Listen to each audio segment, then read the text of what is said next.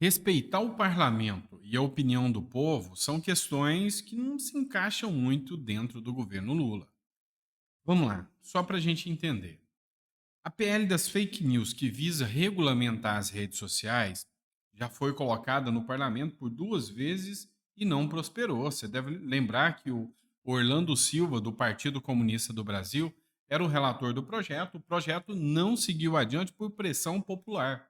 Pois é, não seguiu no parlamento, onde é a casa do povo. O povo elege quem está lá. Acontece que o governo Lula quer dar o tapetão no Congresso, no povo. E agora ele cogita editar uma medida provisória ou um projeto de lei com regime de urgência para regular as redes sociais. O projeto de lei pode enviar, né? Mas a medida provisória aí já é algo que incomoda e preocupa, porque o Congresso vai se sentir incomodado com isso. O presidente Luiz Inácio Lula da Silva anunciou nesta terça-feira que vai ter uma reunião nessa semana com o ministro da Justiça e Segurança Pública, Ricardo Lewandowski, para decidir se o governo federal elabora uma proposta de regulamentação das redes sociais. Pois é. Aí a gente entra naquele paradoxo, né? Por que que a esquerda preocupa tanto com a opinião nas redes sociais, com a opinião do povo, com a opinião pública? Porque hoje a maioria das pessoas são conservadoras, não aceitam, não gostam do discurso da esquerda. E aí é óbvio que isso incomoda, e incomoda muito eles. Vamos lá, vamos falar do influenciador de esquerda, né? O Felipe Neto. O Felipe Neto usou as redes sociais e ele está sendo alvo da própria esquerda, ele está sendo cancelado pela própria esquerda, porque ele falou: olha, eu não quero que a esquerda negue o fato. A facada no Bolsonaro aconteceu. Entretanto, o pessoal da esquerda não está gostando nem um pouquinho das falas do Felipe Neto. Horas após o atentado do último sábado contra o ex-presidente Donald Trump, o youtuber Felipe Neto publicou um texto em seu perfil na rede social X pedindo o fim da versão comumente difundida por militantes de esquerda de que a facada sofrida pelo ex-presidente Jair Bolsonaro em 2018 foi uma armação. Na postagem, o Felipe Neto chama essa atitude de estupidez. Pegou de tabela no Janones, chamou o Janones de estúpido, porque o primeiro a falar de fakeada e de que até o atentado contra o Donald Trump era fake também foi o Janones. E aí a gente começa a perceber que um racha dentro da esquerda, como esse discurso da esquerda é um discurso, sabe, nada racional sobre a facada do Bolsonaro, porque todo mundo sabe que é fato, existiu a facada, o Felipe Neto, quando vai pelo lado certo, começa a ser xingado e ofendido, né, pela esquerda. É essa esquerda mesmo que o Felipe Neto tanto defende. Pois é, para você ver como são as coisas. E quanto ao fake, né, que eles dizem do Donald Trump, agora está tudo resolvido. O FBI do Biden mostrou que é muito capacitado. A conclusão que eles tiraram agora é genial. Olha só, se não fosse o FBI para nos dizer isso, nós nunca saberíamos que os tiros contra o Trump foram uma tentativa de assassinato. Nossa, todo mundo agora está sabendo que isso foi uma tentativa de assassinato. Afinal, o FBI disse, né? Republicano foi atingido de raspão na orelha, passa bem. O atirador foi identificado como Thomas Matthew Crooks, de 20 anos, e foi morto após o atentado. Então o FBI, sabe, além de reconhecer que foi uma tentativa de assassinato contra o Donald Trump, entendeu que ele agiu sozinho. Você já percebeu que a maioria da galera de esquerda, quando faz um atentado, quando trama contra a vida de alguém de direita, conclui-se de maneira muito rápida que essa pessoa agiu sozinha? É a esquerda atuando, né? Vamos lá, matéria do Metrópolis agora para vocês.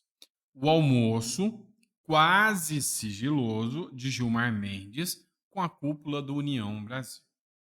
O Gilmar Mendes, que é o decano do Supremo Tribunal Federal, ele participou em fevereiro de 2024 de um almoço sigiloso com a cúpula do União Brasil e com todos os ministros do governo Lula, né, do União Brasil, que passariam a figurar no governo Lula.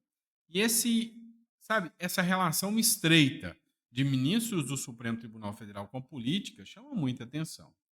Era para passar batido, não fosse o fato que o União Brasil gastou um dinheiro com esse jantar e pagou a conta do restaurante. E lá, na conta do restaurante, eles tiveram que declarar o dia, o horário. Foi no dia 7 de fevereiro, em uma sala reservada do restaurante de luxo Rubaiá, né? E no Rubaiá, esse jantarzinho com algumas figuras ali, né, ilustres, custou a bagatela de 2,3 mil reais. Perto do que eles costumam gastar é muito pouco. Só que o União Brasil, como pagou isso com dinheiro público, verba do partido, precisou declarar, né, que lá foi objeto de uma reunião, declarou quem foram as pessoas que consumiram, e eis que estava o nome lá do Gilmar Mendes. O Metrópolis foi atrás e constatou que realmente houve essa reunião, né, quase secreta do Gilmar Mendes com o União Brasil. E aí eu tenho uma pergunta, assim, um detalhe para vocês. Um presidente tem reunião com embaixadores, isso é um crime e ele fica inelegível. Ministro do Supremo pode ter reunião secreta com ministros do governo Lula e com líderes do partido, inclusive o Bivar, que é aquele que está sendo acusado pelo outro correligionário do União Brasil de ter colocado fogo nas casas, né, do Rueda. Ele estava lá também. Ou seja, era uma cúpula política discutindo questões políticas. E no meio, alguém que é por lei proibido de fazer isso, que é o Gilmar Mendes.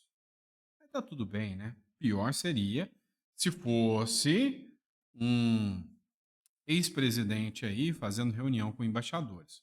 E por falar nisso, olha o tamanho da coincidência. Hoje mesmo o assunto volta à tona.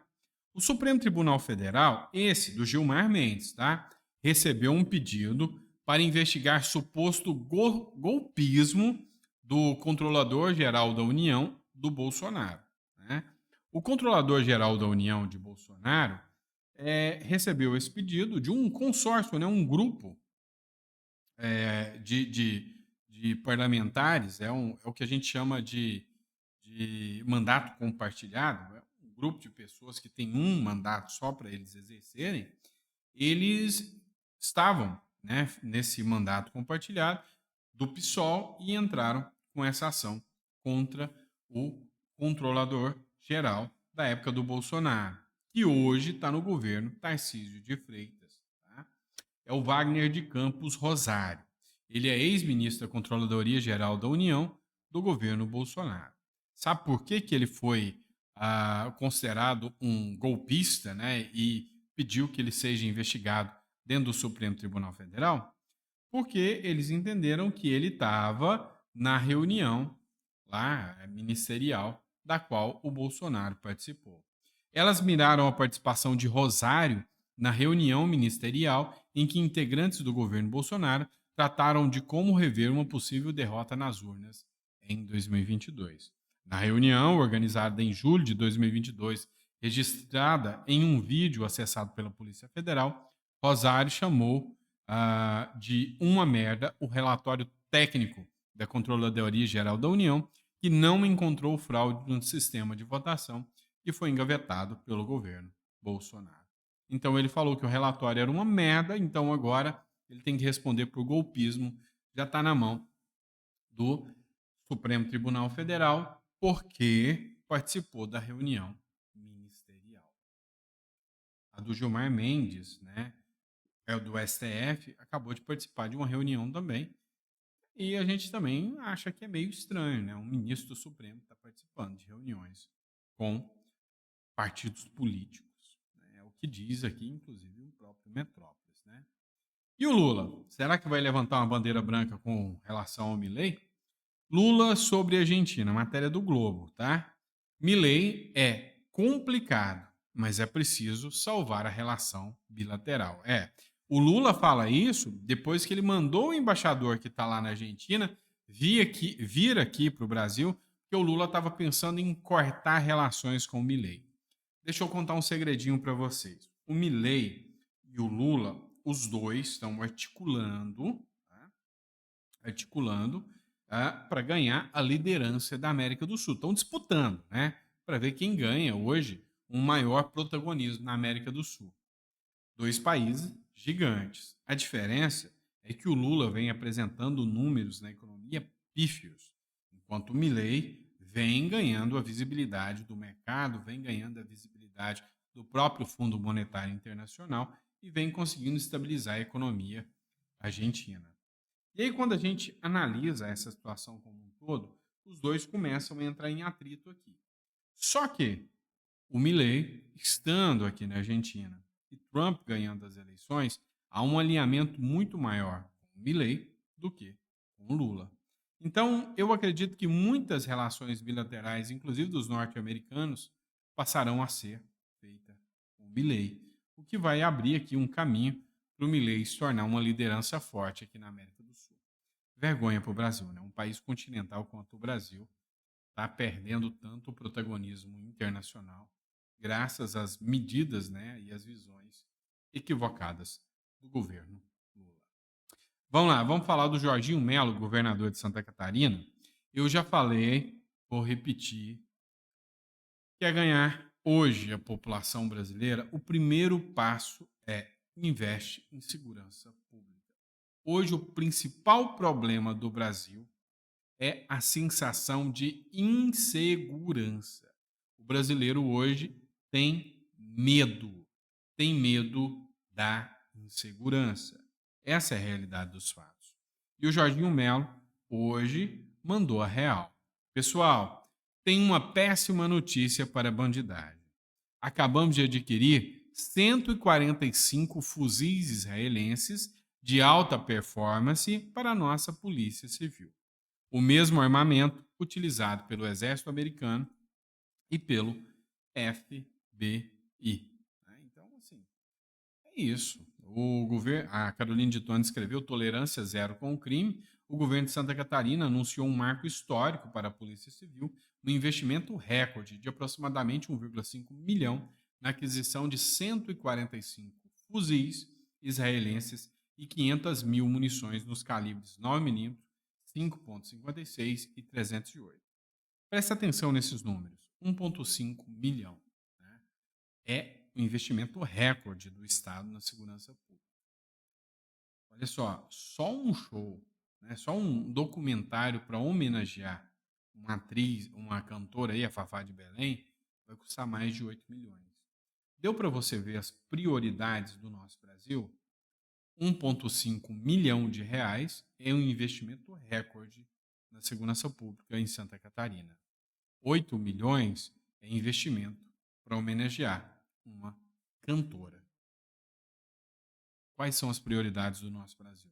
Por isso que eu falo, governador que quer ganhar respeito junto ao seu povo, o candidato que quer chegar bem em 2026, aposta na pauta da segurança pública. Essa é uma das principais pautas que o brasileiro mais sente na pele. Tá bom? O Bruno Perini, ele fez um comentário interessante, né? O Brasil tem 203 milhões de habitantes. Muita gente. Destes, 12 milhões são servidores públicos federais, estaduais, municipais, ou seja, dependem do Estado para movimentar dinheiro. 39 milhões são aposentados, pensionistas ou beneficiários. Então, se eu estou bom de conta aqui, nós temos 51 milhões. Né? 39 mais 12. E 56 milhões de pessoas estão cadastradas no Bolsa Família. Então, se eu já tenho 51 mais 56, eu tenho 107 milhões de pessoas que dependem da ajuda estatal. Mais da metade da população brasileira. Enquanto o empreendedor e empresário for tratado como vilão, um explorador da sociedade responsável pelas nossas mazelas, o Brasil dificilmente se tornará um país desenvolvido. Afinal, são eles que geram empregos, renda e inovação e desenvolvem o país. Mas ao invés de promover a liberdade econômica e melhorar o ambiente de negócios, o Brasil parece fazer de tudo para dificultar a vida dessas pessoas.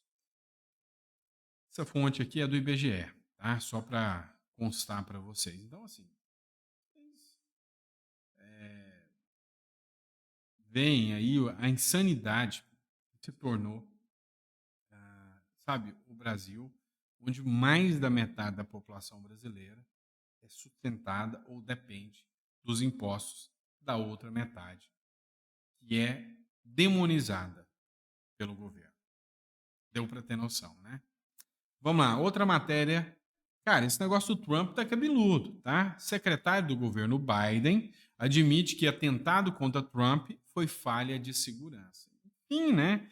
Quem poderia imaginar, afinal, os policiais e a equipe de segurança foram alertadas que o cara estava subindo com um rifle, com um fuzil. Quem poderia imaginar que esse cara atiraria no Trump? O secretário de Segurança Nacional dos Estados Unidos, o Alejandro Mayorkas, admitiu nesta segunda-feira que a tentativa de assassinato contra o ex-presidente e pré-candidato republicano à Casa Branca, Donald Trump, se deveu a uma falha de segurança. Abre aspas. Quando digo que algo assim não pode acontecer, estamos falando de uma falha, disse Mayorkas em declaração à emissora CNN. Novidade para quem, né? Acho que para ninguém. Todo mundo viu que houve uma falha ali clara. O próprio Elon Musk falou que o pessoal da equipe de segurança, o líder da equipe de segurança, deveria, inclusive, pedir renúncia, né? Devia renunciar ao cargo. Mas, enfim, ficou nítido e claro, ficou escancarado para quem quiser ver que ali teve uma falha gigantesca. Vamos lá. Eu, no último editorial, eu falei dos memes do Haddad. Lembra disso? Pois é. Agora, o meme já vem pronto, é o principal de todos. São vários memes que foram divulgados em relação ao Haddad, né? Por exemplo, esse, 10 coisas que eu taxei em você. Então, são muitas coisas falando de taxar ainda mais o brasileiro. Mas o meme vem pronto com a matéria da Folha de São Paulo e com o discurso do PT. O PT diz que memes de taxade não preocupam e que o ministro ficará conhecido por reduzir impostos. Ah, cara, acreditar que o Haddad, eu posso falar taxade, vai reduzir impostos é a mesma coisa de acreditar que o Lula é a alma mais honesta desse Brasil. Vocês devem estar de sacanagem com a minha cara. Falar que o Haddad vai ficar conhecido no Brasil por reduzir impostos, ferrando o brasileiro como ele está. Você viu quanto que está o preço da gasolina? Você viu quanto que está o preço dos bens? Você viu que a reforma tributária vai ter o maior IVA do mundo? Você viu que os bens da construção civil vão subir muito? Quem comprou casa própria agora, feliz a vida, porque quem não comprou não vai comprar tão cedo porque vai ficar caro demais. É isso. Então, assim, insano demais, sabe? Chega a ser ridículo, né? Assim, eu acho que o PT e a mídia e o PT, pelo menos, deveria ter um pingo de respeito, pelo menos, com a nossa inteligência, né? Assim, é tão ridículo que é a mesma coisa de falar, não, a população brasileira é a coisa mais burra que existe nesse mundo e a gente pode falar qualquer asneira que esse bando de burro vai acreditar. Não dá, gente. Não. É brincar com a nossa inteligência demais. Falar que o Haddad vai ficar conhecido por reduzir a carga tributária. Aí vocês estão de piada. Aí vocês forçaram tanta amizade que essa é quase pior do que falar que o Lula é inocente e nunca participou daqueles escândalos dos quais ele foi condenado. Aí é sacanagem, né? Tá? Cá entre nós. Tá bom? É isso, pessoal. Obrigado por ter acompanhado mais um editorial. Ó, a gente está fazendo de tudo, pegando os conteúdos, trazendo de forma organizada, sabe? A gente concatena aqui as pautas aqui para você estar sempre bem informado aqui com o nosso editorial. Então, te agradeço muito por mais essa confiança. Se ficou até o final, coloca no comentário. Fiquei até o final, gostei. Se não gostou, manda para aquele petista chato que você conhece. Só para ele dar um dislike, vai. Mas se gostou, deixa no comentário aí, tá bom? Obrigado. 7 horas da noite eu te espero aqui. Abraço.